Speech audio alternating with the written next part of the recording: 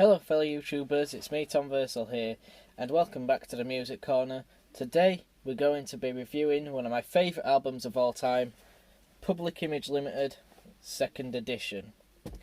This is a second album by Public Image Limited, obviously it's called 2nd edition. At first it wasn't called 2nd edition, it was called Metal Box, and I'll get more into that later when I talk about the cover. So yeah, just some background on the album. Public Image Limited were John Lydon's second band. He was in Sex Pistols, left that and formed PiL. Public Image Limited, PiL. And they released their first ever album, I believe I have it down here somewhere, which I've already reviewed. Yep. There's a first album called First Issue, and that was a great album. But it was sort of basic in a sense. It was very random, very sporadic, very post-punky like PiL were. But it was still more punk rock oriented, more than what PiL wanted to be. So they were angry, they were depressed, they were all like just pissed off with the time. It was 1979. They didn't have time to go in the studio, they didn't have money to go in the studio, so they waited for the studios to close. They'd go in when no one was around and record the songs for this album. So yeah, it was cool in that sense. This is basically them, this is their heart and soul in this album. This is their best album in my opinion. I would recommend First Issue more to a first listener, because that was what I listened to first, but this is their best album in my opinion, 2nd edition. And yeah, it's just brilliant. So who's on this album? Well, just like on First Issue, you have John Lydon on vocals and some piano at some points on this album, Keith Levene on guitar, and he does synthesizers on here as well, and Jar Wobble on bass and backing vocals, I believe. But they couldn't find a drummer, so they had two drummers. I forgot one of them. I think it's like Richard Dudansky or something, and Martin Atkins, who would be their drummer primarily after this album for a few albums. But they also had John Lydon doing some drums, I believe, or at least a few. Keith Levene did some drums on some tracks. Jar Wobble, they couldn't find a drummer. Jim Walker was the drummer on the first album, and he's not on here anywhere. So they just couldn't find a drummer. And it's ironic, because the album that came after this is very, very drum-based, and I'll get to that when I review that album. But yeah, so let's talk about the cover art. It's very hellish. This album is very dark. It's not depressing like emo or really shouty or heavy. It's nothing like that, but you listen to it and it's gloomy. Like Joy Division's Unknown Pleasures, it's very gloomy, it's very sinister, very depressed sounding, but without sounding edgy or emo. This album, the cover art really shows it off. It looks hellish. I think it's Keith Levene there and John Lydon. I don't know. It's just a morphed image of all the band members. That could be John. He always changed his hair, so I can't be certain. But obviously, Jar Wobble there. I have no clue who that is, but there's John Lydon there. So yeah, it's all the band members anyway, but this is an iconic cover. I have the CD out here. And you might look at it and think it's funny.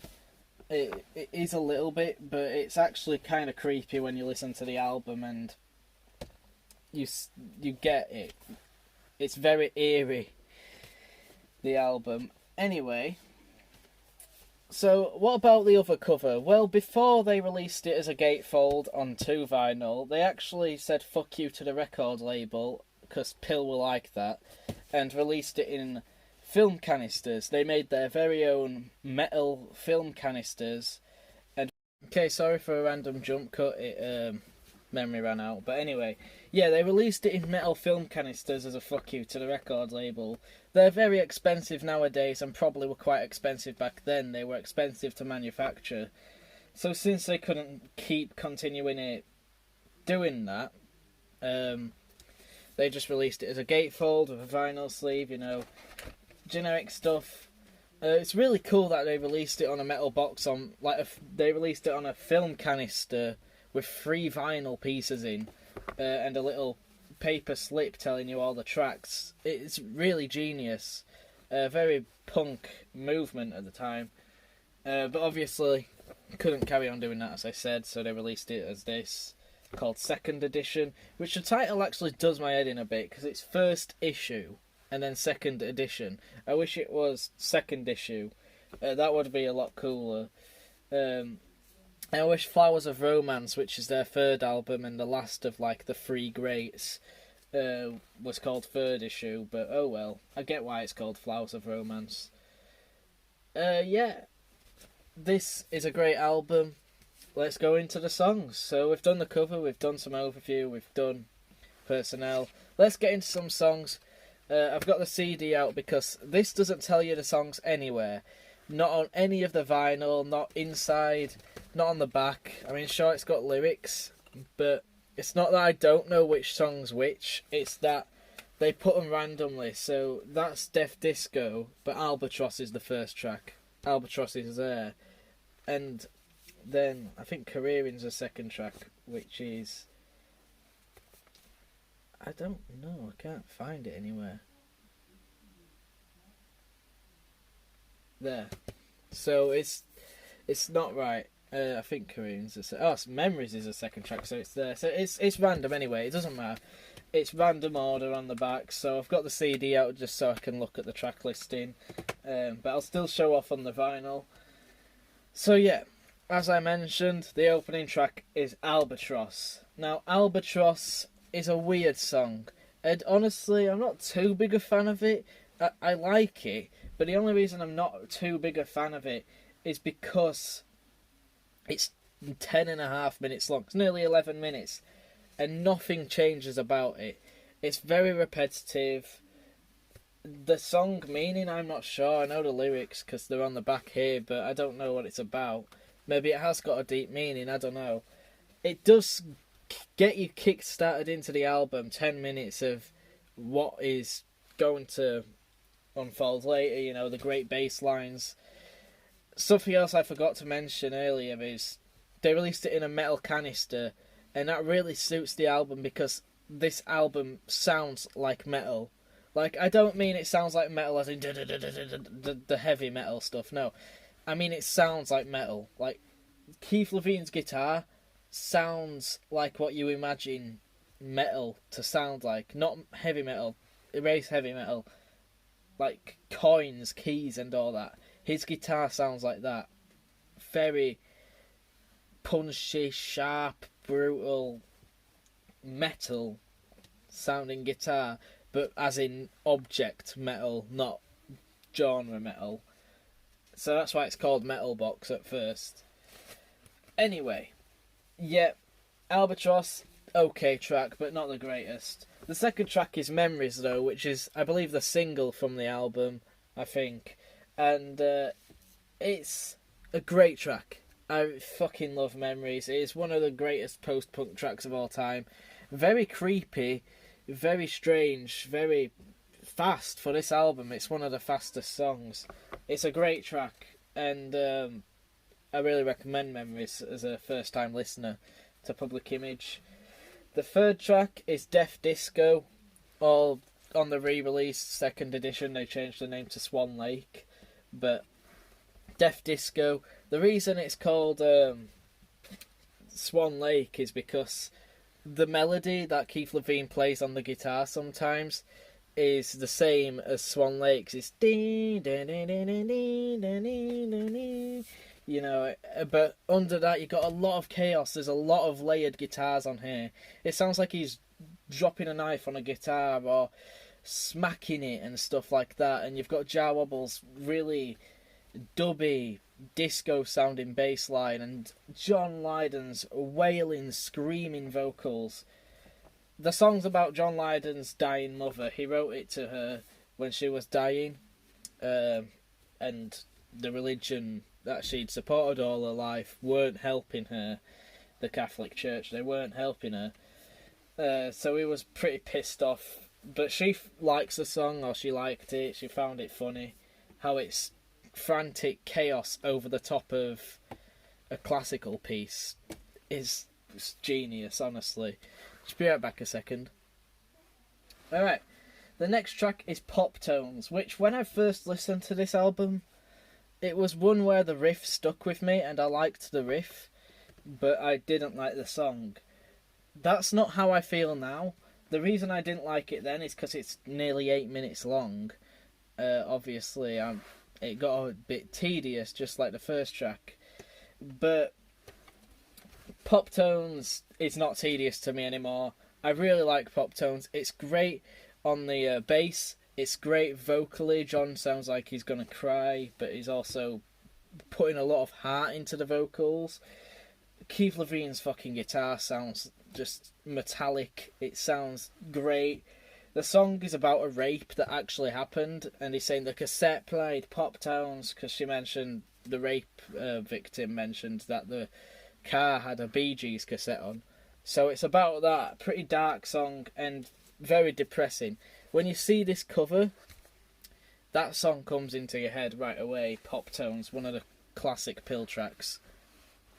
Sorry for all the pausing. I'm just having a conversation in the middle of this. The next song is Careering, which is featured on this compilation over here. The Greatest Hits So Far is featured on here, which this is what I would recommend to any first-time Pill listener, because it goes through all the singles. It's a new single and Careering, which is an album track. It's a great song.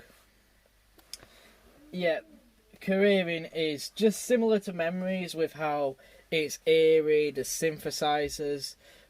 Live Keith Levine just doesn't know what to do on guitar, so he sort of mutes it and goes da da da da da da da da da, and adds like a little beat to it. It's really cool sounding.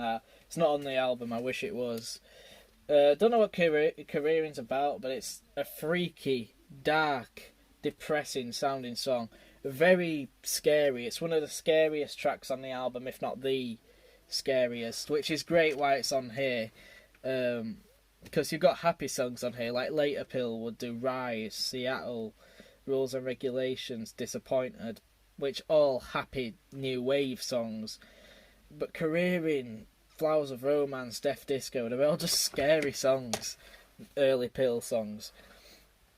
Yeah, very good song.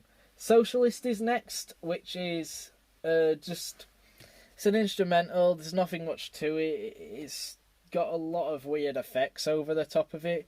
I'm not too into it. I'm really into Jar Wobble's bass on it. It's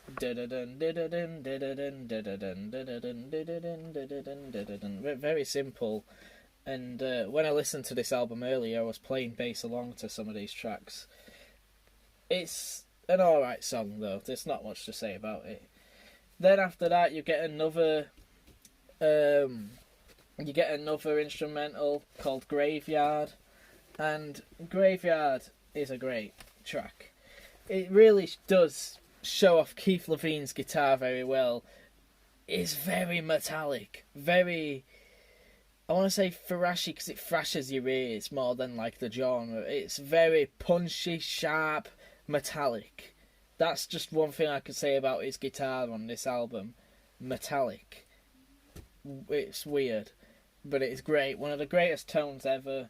I don't know how he achieved it. I think he had a guitar make that's quite rare, and they probably had cheap amps, you know. He might have even used a coin as a pick, so he gets a really metal sound effect and hold like the treble onto full. Weird, but it's great. It's genius. It's amazing. The Graveyard is different though, in that it did have a version with vocals, I forgot what it's called, but it's on it's the B-side to Flowers of Romance, and I think I forgot what it's called, but it don't matter. That version's great. That version's better in my opinion and should have been on the album, but oh well. I really am sorry for all the jump cuts, but they don't really matter, does it? It doesn't affect the review. But anyway, the next song is The Suit, and the best thing I could say about The Suit is the bass line. Sorry for another jump cut, but I just gotta play this bass line, like, fuck me, man.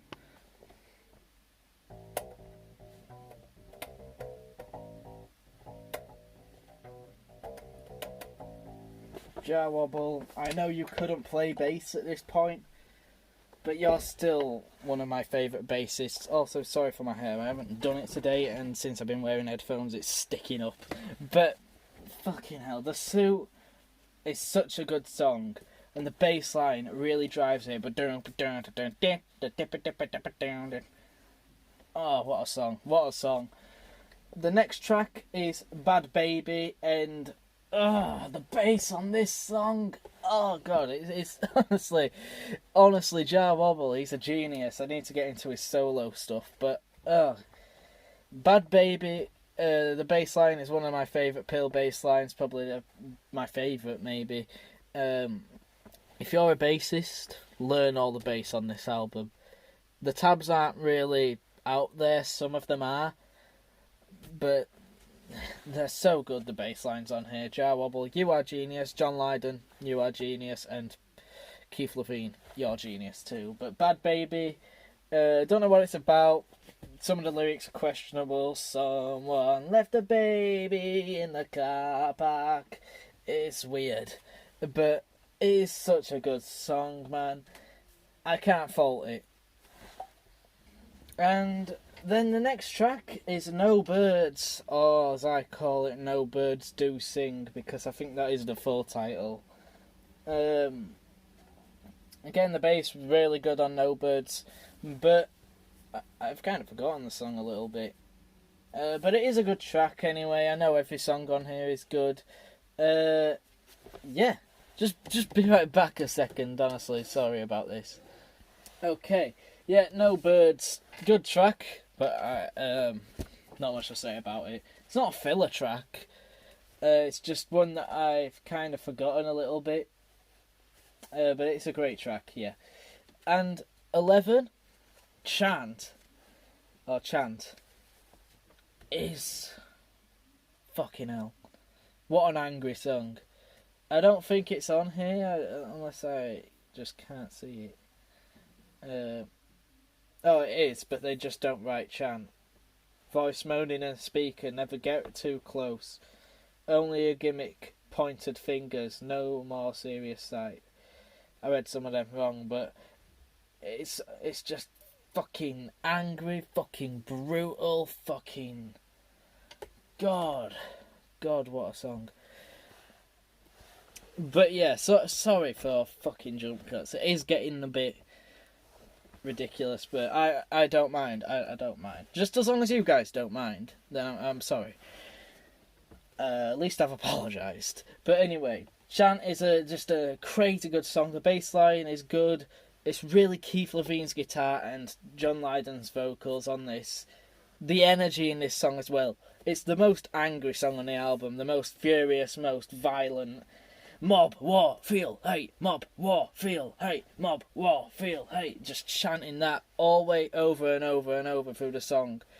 And Keith Levine's guitar, I don't know if this guitar's in tune, but he stretches and it's really weird. He does like...